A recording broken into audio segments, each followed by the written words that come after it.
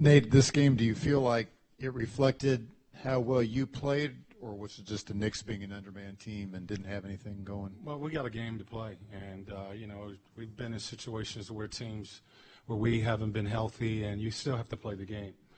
It was about us tonight, coming out and trying to take care of business, playing a better game than certainly we played in New York, but better game than our last two opponents. And I thought tonight we had energy on the defensive end of the floor. We were scrapping, we was challenging every pass. Offensively, we got our running game going and was able to really just attack. And I thought we kept pressure on New York with both groups, the first and second group. Balanced scoring, does that reflect good offense, ball movement? Yeah, no question about it. We talk about that, and, sometimes the ball starts sticking and we, are out there dribbling a little too much. But I thought tonight, for the most part, we did a good job of moving the ball. And, you end up with 28 assists. Everybody gets involved that way. When guys are open, we talk about giving up the ball, and tonight we did that. In games like this, is it hard for a coach to know when to start pulling starters and putting in bench people? It's got to be tempting when you're up 38, but at the same time, you've probably experienced some disasters too. So. Yeah, it is. The coaching staff and I was just talking about that. You're up, 25-30 with about 7-8 minutes to go, and you really don't want to go back with your starters. But, you have to, try to put that game away. And I thought our guys came in. TJ played a lot of minutes in that fourth quarter, so we wanted to give him a break and just slowly started to get some of our guys out. But, it is. The bottom line is you have to win that game.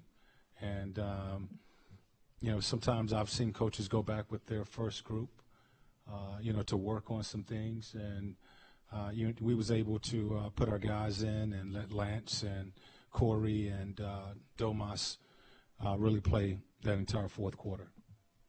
Nate, talk to us about the energy that Lance plays with.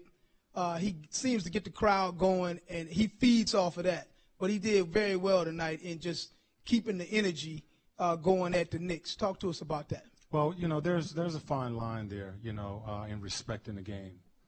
And we always want to respect the game in how we play it. I want guys to have fun, but, showboating and those types of things, respect the game, play the game the right way. And we'll be okay with that. He's a very emotional player, and when, he gets going, he does some good things for us. And he made a couple good plays, for us. But, we've talked about that as a team. We play the game the right way, and we show respect to that game while we're out there. Nate, you mentioned the assists. You had 28 assists on 40 field goals at 70% ratio. Every one of your wins this year, you've been over 50% assist to field goals. It's kind of basketball 101, but do you have a ratio you want to see this team hit? Do you have a certain amount of assists you want to see this team hit on a game? Yeah, our goal is 25 or more assists. That's what we talked about the beginning of the season. And I feel like if we're getting, 25-plus assists, we've been over that a few times this season. It's hard to defend that type of ball movement. And, when guys are open, as I've, said and we've talked about, if a guy's open and you're running the play, he's open 100 times, you pass the ball 100 times. I think for the most part this season, we've been pretty consistent at that. We've had a few games where we didn't give up the ball. The ball kind of stuck. I thought we, kind of went off on our own in some games and went a little isolation basketball. But our goal is 25 or more assists. Do you think it's been easier this season for Thad Young with the spacing that you've had? Does it make him a better offensive player to be able to cut to the basket a little easier maybe than last year? Is that something that's been big for him this season? Well, I think the challenge with that was last year we had guys we had to call their numbers.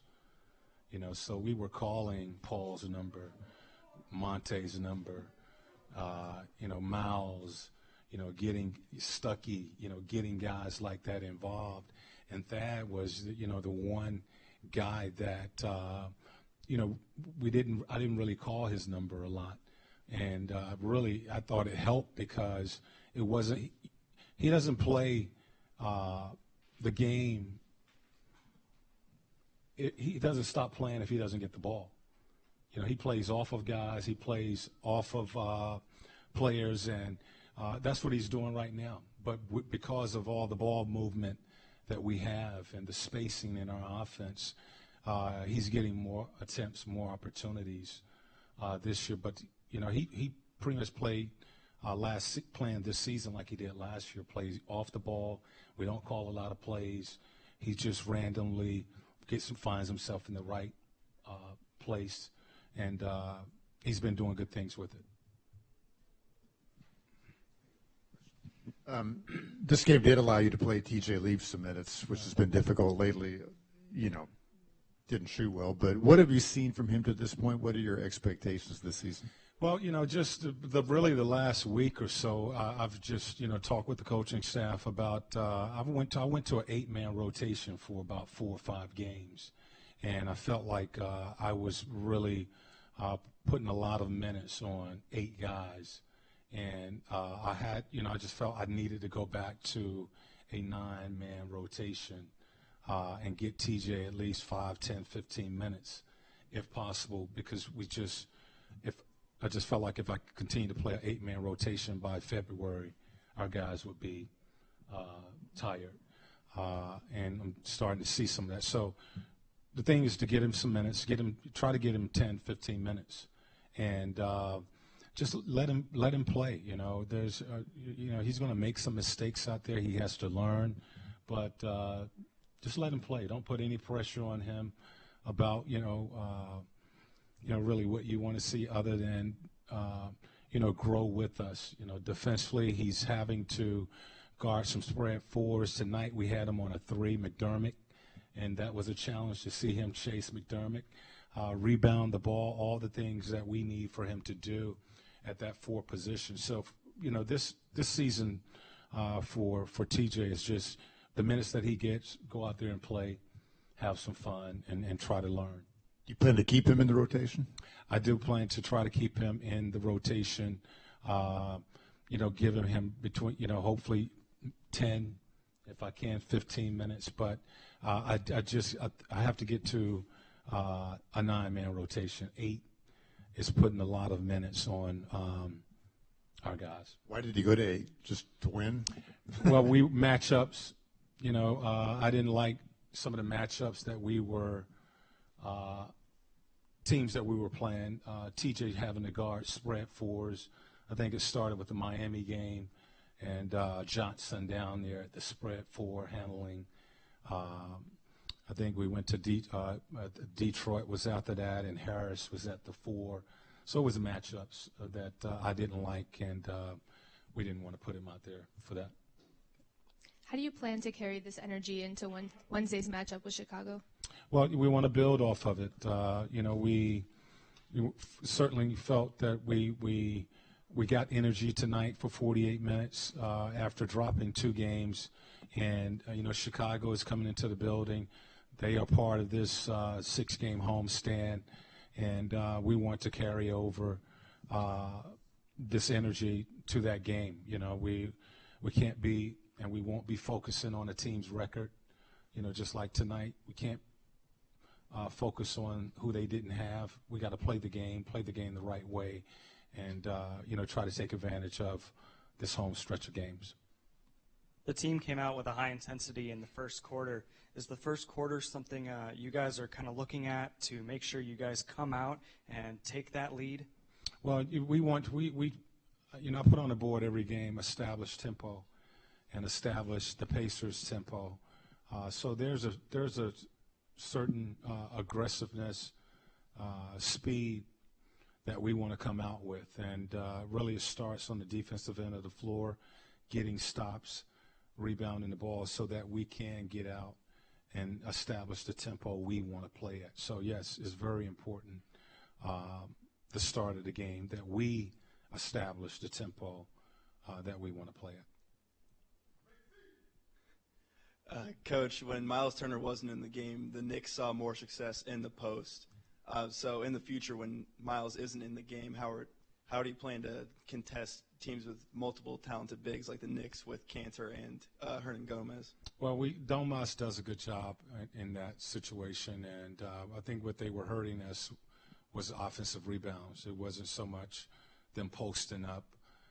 They were penetrating, and they were rolling to the basket. I think they had, 15 offensive rebounds.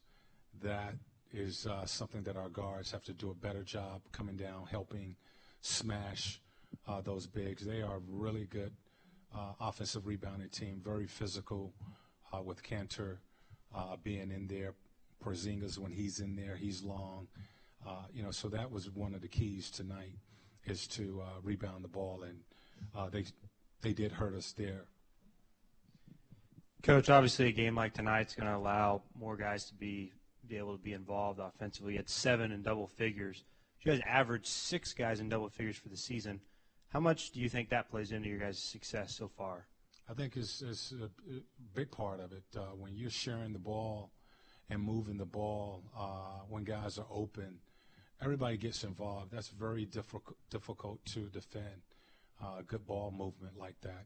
And, the random play that we're playing, it's very hard to scout that. A lot of what you see out there with these guys is just playing off of each other, and they're not so much set plays. It's just random play and reads. And when people are open, you get them the ball. And, when you're playing the game that way, it's like practice. You're shooting open shots like a coach is passing it to you when you're moving the ball and playing unselfishly like that. And a number of guys are going to have opportunities to shoot and score. Without Porzingis, the Pacers still allowed the Knicks to get 54 points in the paint and 15 second chance points. Are there any aspects you guys are going to take away from this game to build on for the rest of the season? Going into this game, we've been talking about and really working on defending the paint. They had 30 points at the half in the paint, and we just gave up. We just came off of a game where a team scored 70 points in the paint. So defending the paint, controlling the ball is the key to any defense, and that's something that we are working on. We have to continue to work on, and we certainly got to get better controlling the ball, keeping that ball in front. And when you don't, you give up big points in the paint. You give up offensive rebounding opportunities. You give up three-point opportunities. So it starts with controlling the basketball.